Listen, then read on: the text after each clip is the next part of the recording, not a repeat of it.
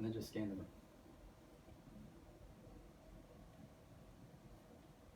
All right, wait. So let's start by having everyone take a nice deep breath in and out. That's a privilege to be able to do that. It's a privilege a lot of people actually give up. Through tobacco use, breathing becomes a chore. And according to the Department of Health and Human Services, the Surgeon General has quoted as saying, tobacco use is the leading cause of preventable death, not just here in the United States, but around the world. Why is this important? Even if you don't smoke, why should we be concerned about this? Given the prevalence of smoking, chances are we know someone who smokes. Perhaps we have families with young kids. We don't want them to fall into the tobacco trap. So we're going to go over the damages smoking does inside our bodies, outside our bodies, and how non-smokers can be affected as well. Hopefully, through the use of persuasion, you will stop smoking or encourage your loved ones to kick the habit. So let's turn attention to our bodies. The Journal of Family Medicine and Primary Care notes that nicotine has devastating effects on all of our systems. It's the cardiovascular system, the respiratory system, the digestive system, the lymphatic system, but we can't see any of those. So we're going to talk about one system that we can see, and that's the integumentary system, or our skin. First, we're going to talk about tooth appearance. A smile is one of the first things that we notice about people. The addictive chemical in cigarettes, nicotine, stains teeth. Repeated use can turn your pearly whites into a yellowish, brownish color. But it's more than just that. Tobacco is responsible for a number of consequences. Reduced taste and smell, tooth loss, tumors on the lips and the tongue, destruction of gum tissue. A smile is supposed to be inviting, not frightening. We want people to be attracted to our smile. A second effect of tobacco use is premature aging, or wrinkles. Tobacco impairs the body's ability to produce anti-wrinkle compounds like collagen and elastin. A study that was documented in the Journal of Clinical and Aesthetic Dermatology reports that smokers had more severe signs of aging, increased with forehead lines, under-eye puffiness, increased folds along the nose, and the thinning of the lips, which will create the vertical lines because it's shrinking or shriveling. And what wrinkles are we all concerned about as we age? Is it not these wrinkles at the corner of the eyes? It's called crow's feet. These changes were noticeably visible between smokers and non-smokers. With the skin being your largest organ, it's inevitable that changes in your appearance would be obvious. But less obvious is what's happening inside your body. Smoking affects pretty much every organ in your body, so it's hard to narrow down one system to say this is the most important, because you can't live without any of them. So let's consider one of the effects smoking has on a system we don't readily think of, the reproductive system. Men. You've probably heard of the term ED, or erectile dysfunction. That is the inability to get or keep an erection that's useful for sex. The arteries will need to expand so that blood can flow through the penis to make a firm erection. Cigarette smoking damages the lining of the blood vessels and interferes with their function.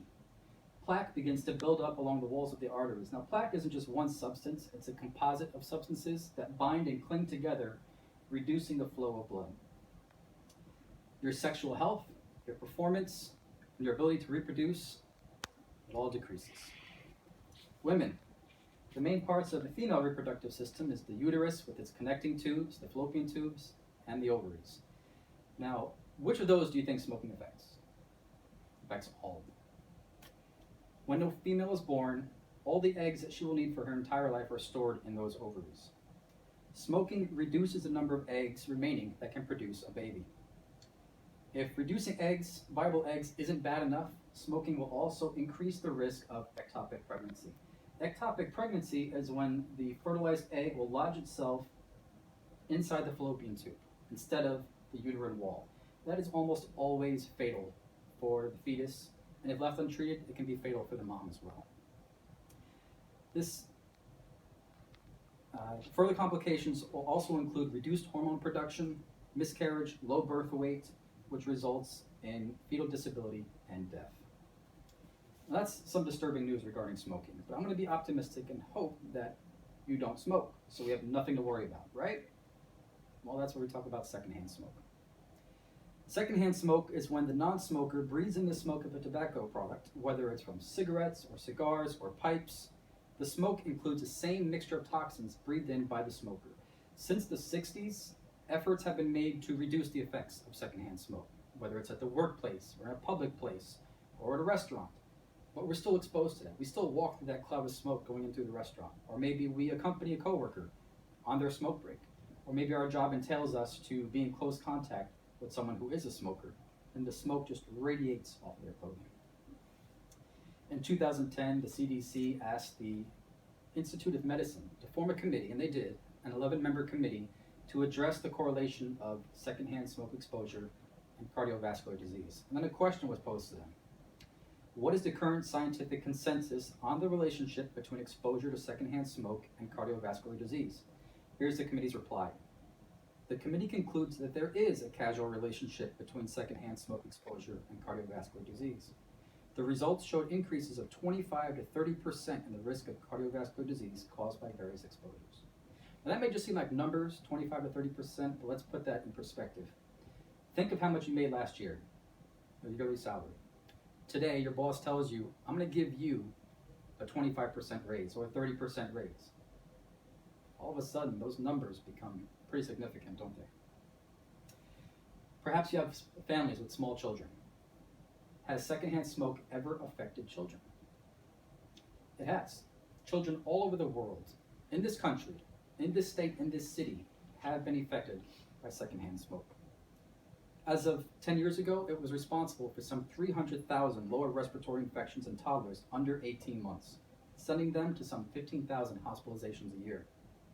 Another problem is fluid buildup in the middle ear, resulting in almost 800,000 doctor visits a year. Over 23 million children, or some 35% of US children, have been exposed to secondhand smoke. So do you see why this concerns all of us? Do you see why this concerns you?